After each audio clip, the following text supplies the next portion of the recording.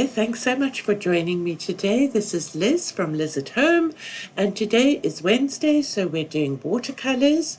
I'm painting in my very small little Arteza watercolor sketchbook, and I've got varied things in there, but today I'm doing a flower which I've painted the basics of. I'm going to be using these Winsor & Newton professional watercolor paints, and I'm really love using these. I think my next painting will also be using these. And then I'm using my very favorite black velvet brushes, which I really struggled to get here in South Africa. I ended up getting somebody that was coming here on holiday from the UK to bring them for me. So I'm thrilled to have them. Then I have a little palette here that a friend of mine called Dragana made for me, and I'm enjoying using that as well. So without further ado, let me reveal the painting that I've done thus far, and then we'll carry on with it. I've more or less completed the picture, but I'm going to do the details with my little glitter shimmery paints. They're a non-branded paint that I got at one of the Chinese shops. They were actually gifted to me just before lockdown, so they took nearly a year to get here. So I painted this little flower, and I'm going to try to make it look like something, and try to fix the little buds that actually look a bit like an insect's antenna at the moment. So I want to turn this into something that I enjoy. I hope you'll enjoy doing this with me, and let's get on. I'm just going to spray my paints and spray my palette and spray my glitter paint so that all of the watercolors can start activating, and then we're going to continue. I'm going to put some music on so that you can watch. What I just want to do at the beginning is try to smooth out some of this hard edging that is on the flower. I tried to get the colors to blend into each other, but I was struggling with my water control and that sort of thing. I still haven't quite got that, so I'm using this tiny little size 2 brush, and I'm just dipping it into the water and then drying it off a little bit on the paper towel so that it's a damp brush, and then I'm going to smooth the edging. And for the rest, there's very little that I need to tell you. I'm just going to put some music on. I'll speed this up a little bit so that it's not a long video. It's not a tutorial, it's just some time that I hope you'll enjoy spending with me. I keep saying I'm going to be putting the music on, and then I speak some more. You must be thinking I'm crazy. I just wanted to point out that if you do find that you've done a watercolor and then you've left it to dry and the paint is not spread quite as you wished, if you just dip your brush into some clean water and then dab it off on a paper towel so that it's damp, not sopping wet. Most watercolors, these are really good quality watercolors, but most watercolors, even the student brands, will reactivate and just blend out a little bit. But be careful to go over more than just the region that you want to blend, because otherwise you'll get kind of like a tide mark. That's why I'm going all the way to the end, so that it can just spread out a little bit into that and look smoother. Okay, so now hopefully I'll get myself onto the music.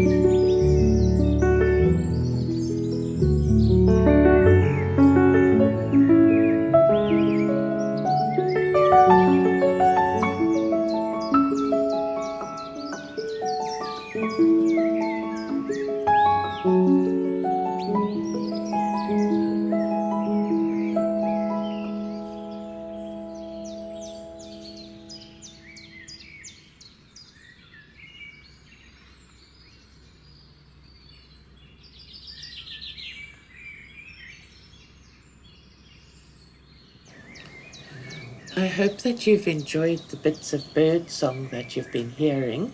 I recorded that years ago on holiday and I sort of superimposed it over the music, and I've always loved that piece. We were on holiday in a place I think called Genadendal, and there was this old mill and there were all these birds, and I remember recording them on my mobile. So it's amazing. Really kind of amazing to me just what one can get with a mobile these days. I just have a regular iPhone, which I love to bits. So now I'm just painting the veins on these leaves, and I'll put some more music on because I think it's quite restful to watch this happening, and I hope that you're enjoying it.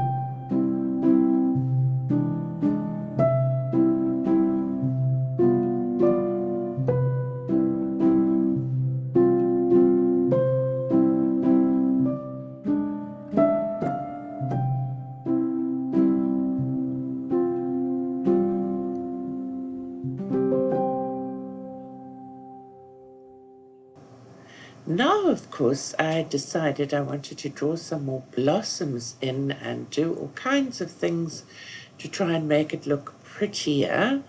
And then I think I went overboard a little bit and began to doubt myself. But I added a few more bits and pieces here and there and tried to just make it look a bit looser. I'm still not quite sure with the end result. You must let me know what you think, whether I like what I achieved or whether I should have gone all the way around with these little blossoms. But I just tried to make little stems and little tendrils and added more color and made these little dots a little bit bigger. So as you can tell, this is voice over me now. I really cannot paint and talk at the same time. I'm afraid I just do not multitask. It doesn't work for me. But so this now looks very funny, and then I was feeling quite, oh dear, I've totally messed it up. And then I kind of remembered I was listening to some artist talking about their painting the other day, and they said, remember, every painting goes through an ugly stage. So I decided, okay, this is now my ugly stage, so persevere, Elizabeth. I made these little blossoms look more like blossoms and stand out a little bit more. It's already looking better. And I find this page maybe just a little bit too small for me. I'm not quite sure. I love the glitter and the shininess on it. And so then I thought, okay, let's try a couple of leaves, let's try tendrils, and it's already starting to get a bit of life just by me kind of letting go and stop trying to be perfect and just let things happen. This is such a lesson, both in my art and like looking after grandchildren, to stop trying to control all the time and just trust and let things happen. Then I decided I want to do some splashes, so now I made a mess there, couldn't completely clear it up, but left that as it is, and I'm trying just putting clean water on top and wiping it up, but I've just decided it's there, it's organic, it's part of the painting. It's not for sale, it's for my own enjoyment. So now I really want to do splashes, and I always struggle with them. I found this little round piece of, it's actually watercolor paper. I bought the set and I'm never quite sure what to do on them because they're a bit too small. So I want to just protect my flower.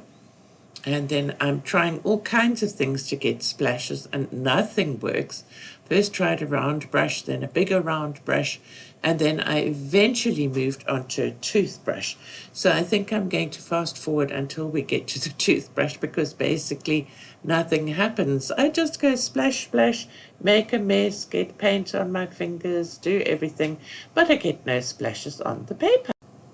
So now, hooray for the old toothbrush. I always save old toothbrushes. I use them for all kinds of things, like they're great for getting into small spaces if you want to clean as well.